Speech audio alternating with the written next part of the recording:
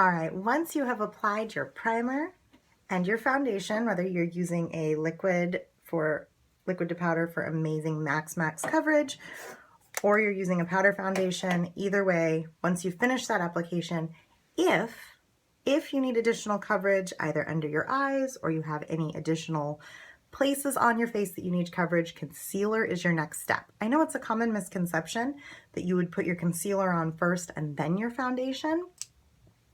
But like I said, it's a misconception. Concealer comes after foundation.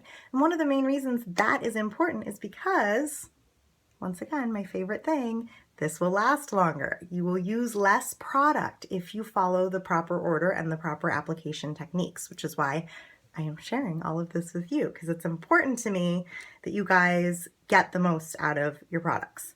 So this is Mineral Touch Skin Perfecting Concealer, the most coverage you can get anywhere that I am aware of. This is incredible stuff. So a teeny tiny bit goes a very long way. So I'm just going to put a tiny bit on the back of my hand. If you do not have a brush, you can absolutely apply this. I use my ring finger. It helps because, again, the skin in this area on your eyelid and underneath your eye is so very delicate. So it's very important that you use the lightest touch possible, which is a good reason to use a concealer brush if you have one available.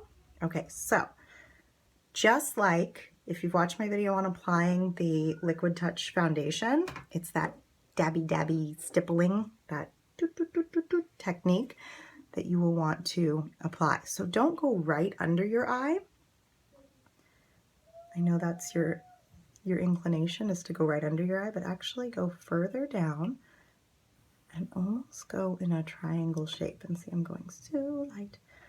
And then, if you need a little more, but I mean, you really don't, follow the line of your nose down just a little here.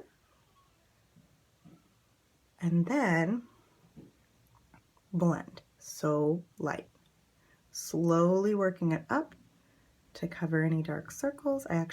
For once, I actually slept great last night, so my dark circles are pretty under control. But then just use that brush and blend away. I will do the other side here, just so we're even, but you can see it was just, I used that tiny drop and got enough coverage for both eyes. So just go back and blend.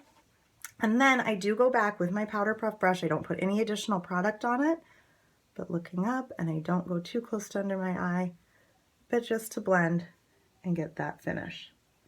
So then it's all, and I do one little swirl around my whole face at that point.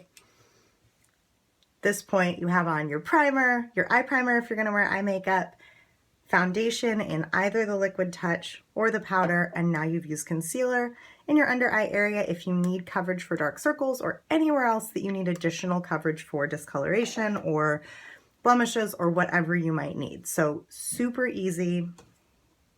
That is how you use Mineral Touch Concealer.